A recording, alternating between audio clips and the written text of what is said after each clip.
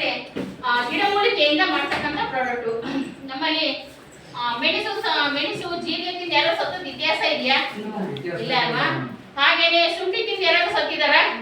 ಇಲ್ಲ. ಯಾಕೆ ಅಂತಂದ್ರೆ ಗಿಡಮೂಲಿಕೆ ತಿಂದು, ತುಳಸಿ ತಿಂದು ಅಥವಾ ಜಿಂಜರ್ ಏನಂತೀವಿ ನಾವೆಲ್ಲ ತಿಂದ್ಬಿಟ್ಟು ಯಾರು ಸತ್ತದ ಇತಿಹಾಸ ಇಲ್ಲ. ಹಾಗಾಗಿ ನಮ್ಮ ಪ್ರಾಡಕ್ಟ್ ಇಂಥವೇ: ಮುಲೇಕಿ, ಅಶ್ವಗಂಧ, ಗ್ರೀನ್ ಆಪಲ್, ಕೇಸರು, ಇಂಥ ಗಿಡಮೂಲಿಕೆಗಳಿಂದ ಹಾಕ್ಬಿಟ್ಟು ನಮ್ಮ ನಮ್ಮ ಇಂಗ್ರೀಡಿಯೆಂಟ್ಸ್ ಅನ್ನ ಮಾಡಿದ್ದಾರೆ ಅಂತಾನೆ ಹೇಳ್ಬೋದು. ಕಾಯಿಲೆಗೆ ಈಗ ಎಲ್ಲಾ ಕಡೆನೂ ನೇರಳೆ ಸಿಗಲ್ಲ. ಜಂಬು ನೇರಳೆ ಇರ್ಬೋದು, ಬೆಟ್ಟದ ನೆಲ್ಲಿಕಾಯಿ ಇರ್ಬೋದು, ಎನಿ ಟೈಮ್ ಯಾವಾಗ್ಲೂ ಸಿಗಲ್ಲ. ಅದನ್ನೆಲ್ಲ ಶೇಖರಣೆ ಮಾಡಿ ಅದನ್ನ ಯಾವ ಪ್ರಾಡಕ್ಟ್ ಯಾವ ಕಾಯಿಲೆಗೆ ಉಪಯೋಗಿಸ್ಬೇಕು ಅಂತ ತಾಳೆ ಗ್ರಂಥ ನೋಡ್ಬಿಟ್ಟು ಅದನ್ನ ನಮ್ಮ ಪ್ರಾಡಕ್ಟ್ ಅನ್ನ ತಯಾರು ಮಾಡಿ ನಿಮ್ಮ ಮನೆಗೆ ಪ್ರತಿಯೊಂದು ಕಾಯಿಲೆನ ಇಡೀ ದೇಶ ಮತ್ತು ಊರ ಗ್ರಾಮವನ್ನ ರೋಗ ಮುಕ್ತ ಮಾಡ್ಬೇಕು ಅಂತ ಹೇಳ್ಬಿಟ್ಟು ಈ ಪ್ರಾಡಕ್ಟ್ ಅನ್ನ ತಂದಿದ್ದಾರೆ ಅಂತಾನೆ ಹೇಳ್ಬೋದು.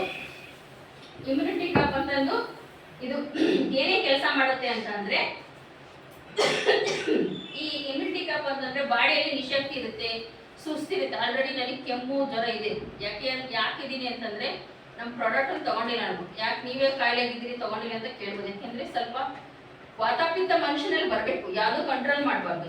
ಕೆಮ್ಮು ಬಂದಾಗಲೇ ಕಫ ಬರೋದು, ಜ್ವರ ಬರಬೇಕು, ಬಾಡಿಗೆ ಶೀತ ಬರ್ಬೇಕು, ಇವೆಲ್ಲ ಆದ್ರೆ ನೀವು ಮತ್ತೆ ಹೇಳ್ತೀನಿ ನಾನು.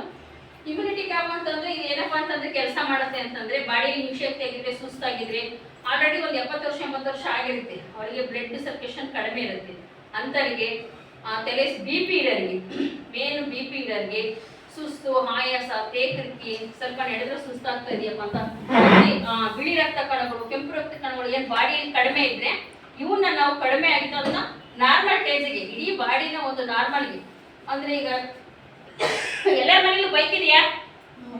ಯಾರ್ಯಾರ ಮನೆ ಬೈಕ್ ಇದೆ ಕೈ ಎತ್ತಿ ನೋಡೋಣ. ಇಷ್ಟು ಜನದ ಮನೆ ಗಾಡಿ, ಬೈಕು, ಕಾರು ಏನಾದ್ರೂ ಇದೆ ಅಲ್ವಾ?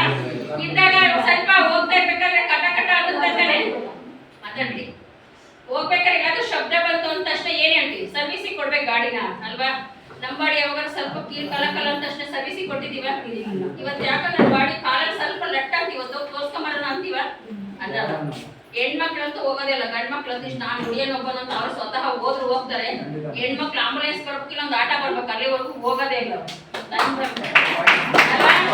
ಯಾಕೆಂದ್ರೆ ಏನಾಗಿಲ್ಲ ಬಿಡು, ಏನಾಗಿಲ್ಲ ಕೊನೆಗದು ಕೊನೆ ಟೇಸ್ಟ್ ಹೋಗೋವರೆಗೂ ಏನಾಗಿಲ್ಲ ಬಿಡುನೇ ಅವರು ಅಲ್ವಾ? ಹಾಗಾಗಿ ಇದು ಏನಪ್ಪ ಅಂದ್ರೆ, ಇದೊಂದು ಬಾಟ್ಲಿ ಕುಡಿದ್ರೆ ಮೆನ್ಸಾಗೋದಿರ್ಬೋದು, ಏನಾಗುತ್ತೆ ನಮ್ಮ ಬಾಡಿನ ಒಂದು ಕಂಟ್ರೋಲಿಂಗ್ ತರಕ್ಕೆ ಇಡೀ ಬಾಡಿ ಸರ್ವಿಸ್ ಮಾಡುತ್ತೆ. ಆಯಿಲ್ ಸರ್ವಿಸ್ ಹೇಗೆ ನಾವು ಗಾಡಿಗೆ ಮಾಡ್ತೀವೋ ಅದೇ ರೀತಿ ನಮ್ಮ ಬಾಡಿ ಸರ್ವಿಸ್ ಮಾಡೋದು ಏನಪ್ಪಾ ಅಂದ್ರೆ ಇಮ್ಯುನಿಟಿ ಕ್ಯಾಪ್ ಅಂತ ಹೇಳ್ಬೋದು. ಹಾಗೇನೆ ಕಾಪನ್ನ ನಾವು ಎದಕ್ಕೆ ಕೊಡ್ತೀವಿ ಅಂತಂದ್ರೆ, ಇಮ್ಯುನಿಟಿ ಪ್ಯಾಕ್ ಬಗ್ಗೆ ಗೊತ್ತಾಯ್ತಾ? ಅರ್ಥ ಆಯ್ತಾ?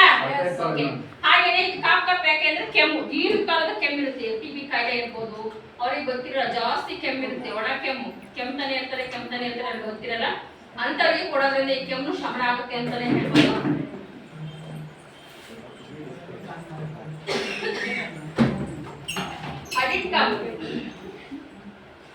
ಅಡಿಟ್ ಕಾಪನ್ನ ಇದು ಯಾರು ಡ್ರಿಂಕ್ಸ್ ಕುಡಿತಾರಲ್ಲ, ಡ್ರಿಂಕ್ಸ್ ಕುಡಿಯೋರಿಗೆ ದೀರ್ಘಕಾಲದೊಳಗೆ ಡ್ರಿಂಕ್ಸ್ ಕುಡಿತಾ ಇರ್ತಾರೆ, ತಕ್ಷಣ ಕುಡಿದ ತಕ್ಷಣ ಬಿಡಲ್ಲ.